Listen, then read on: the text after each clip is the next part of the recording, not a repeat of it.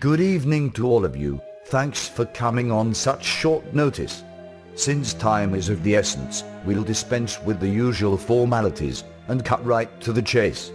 This evening, the world is facing a calamity, so all-encompassing and dreadful. If we fail to prevent it from happening, life on Earth will cease to exist, perhaps forever. In the pre-dawn hours today, amateur astronomers in Nebraska and New Mexico both reported a new asteroid. Their observations have since been confirmed by leading observatories around the world. This asteroid is very large and moving at a high rate of speed. It is estimated that the size of the object is an unprecedented 210 miles by 434 miles. But the worst part is that this asteroid is on a collision course with Earth, and its impact with our planet will occur in a little over 60 hours from now. All of our conventional thinking on how to deal with such a disaster failed to produce any sort of effective solution. Basically, such a solution would involve firing multiple nuclear warheads at the asteroid as it passes the orbit of the Moon on its way to impact with Earth. The reasons this method would fail are that, for one thing, we do not have sufficient firepower to just blow the thing up. Instead, what would happen is that at best it would be broken into still sizable chunks of rock, any of which would be large enough to significantly affect life on our planet. Given the large numbers and sizes of these pieces of rock, the end result would not be any better than if we just sat on our hands and did nothing. However, since coming to these realizations, the team of scientists at the CERN facility in Switzerland have stepped up with what is most likely our only optional course of action. I will let Professor and lead researcher in the area of Higgs Field Modifiers, Dr. Simon Getz, explain. Dr. Getz. Thank you, Michael, and good evening to all of you. Since first understanding and mapping the properties of the Higgs boson, nearly 13 years ago, scientists have been working on practical applications and programs to aid further research and perhaps reap some of the rewards of our newfound knowledge. My particular team has been working on the Higgs Field Modifier project for the past 9 years. We have learned that the Higgs field determines not only that a thing exists in the first place, but also what its mass is, and most importantly, where it happens to be in the universe. Our research into the Higgs Field Modifier is on the cutting edge of thinking with regards to space and time. We now know, for example, by attenuating the frequencies emitted by our Higgs Field Stimulator, that it is possible to impose a new set of location parameters on objects and move them to another location, intact. We have tested a small version of this stimulator with considerable success. We have been able to relocate some of the space junk that has been orbiting the Earth for the past 65 years, and send it either right into the Sun, or just about anywhere we choose, in the entire universe. Thank you very much, Simon. The work being done to develop the Higgs Field Stimulator is being directed by Dr. Marlene Wong. Dr. Wong, can you please bring us up to speed on your progress in deploying the large version of the HFS? Thank you, Michael. I'd be happy to do that. The new, large version of the Higgs Field Stimulator, or HFS, is being readied as we speak.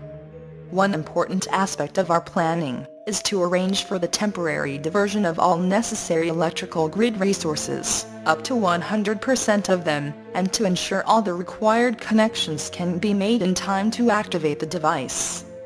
As for some explanation as to how the HFS does its job, let me just say, it's much worse than rocket science.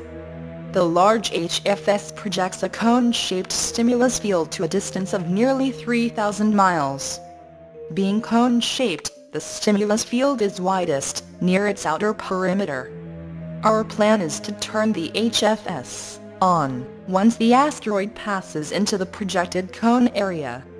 When the HFS is then given the coordinates, so as to simulate the actual coordinates of everything captured in its field, whatever matter may be there, is displaced to the alternate location, and it happens in a split second. The worry for us is that we have never tried it before on such a scale, and we are unlikely to get a second chance. Our top physicists are still crunching the numbers, and will continue to do so until they are comfortable with the result, or until we simply run out of time. Well, Dr. Wong, thank you for that. As you may suspect, Policy 11 has been invoked, concerning the non-publication of any of the details surrounding this situation. We don't think a panic-stricken public will be helpful at a time when we must make sure we simply get the job done. If we make it through this thing, then we can come clean and tell the world what just almost happened. And if we fail, well, at least we tried our very best. Sadly, if we fail, it will be a tale never told. The lights will just go out.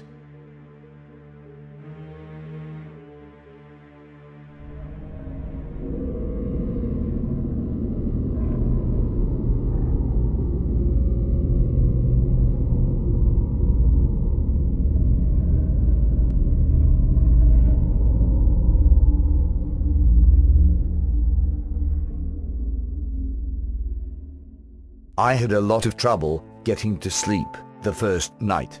An inexorable fear had come over me, though I tried not to show it. How does one weigh such a possibility as we now were facing? In my dreams, I saw the asteroid tumbling through space with a single-minded purpose to destroy Earth, and waiting for it, we trembled at the thought of what lay just ahead. All of my follow-ups had been taken care of by 10 the next morning. I bought Simon a coffee, and during our chat, he made a most disconcerting remark. He said that he was aware that opinion in the scientific community was that his work had been less than successful. He said, when he analyzed the data, it was clear that there was a less than even chance the object displacement procedure would work. And on top of that, the heaviest thing he'd been able to move was just 100 pounds. I could feel my confidence in our plan quickly slip away, yet we had no other option but to try this. The large HFS had a number of improvements which were hoped would lead to a better performance. But bigger is not necessarily always better, and I parted with Simon, feeling very lost and alone. The third day dawned with high cloud and a cool breeze out of the northeast. This was the world's day of destiny. Yet only a tiny few knew it. A growing number of astronomers, amateur and professional, were now also reporting sightings of the asteroid. Many of them could see the object's trajectory and knew it would be a close call at best, and at worst, well, most would simply not accept the possibility of the end of the world coming, especially not in their own lifetime. By noon, a deep sense of resignation had come over me. Perhaps some will survive, I thought for a moment. But no, there will be no survivors of any consequence following a 300-year night. A night interminably long and cold, with strange, howling storms as the earth cooled, as life bleeds away to dark, frozen ponds, never to be warm again. In a similar way, each time an optimistic thought came to mind, it had scarcely taken its first breath before I shot it down in ever-deepening pessimism. The arrival time of the asteroid was to be just before 9:30 that same evening. Now, my resignation had given way to naked anxiety. I was galvanized with fear and misgiving.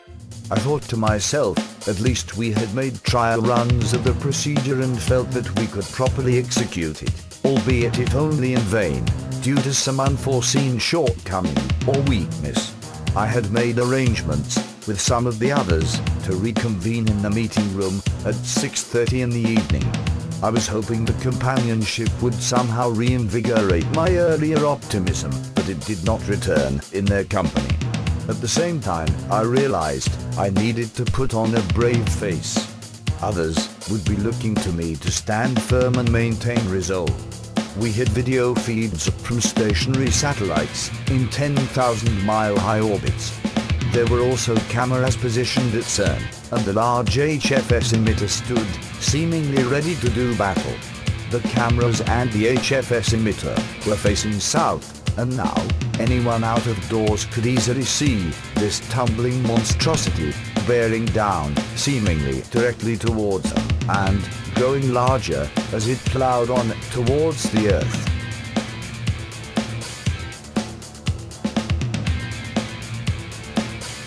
Finally, the dreaded moments arrived, more swiftly than anyone cared for, and unrelenting in their forward motion. As the asteroid rushed downward, suddenly, and in an instant, the large HFS was switched on, and it lit up the sky in a most miraculous way. For a few seconds more, the asteroid with its smoky, fiery tail, continued its rapid plunge to Earth. Then, suddenly and without a sound, it was gone, as its trail of smoke and vapors outside the range of the cone quickly dissipated. And then, it was over.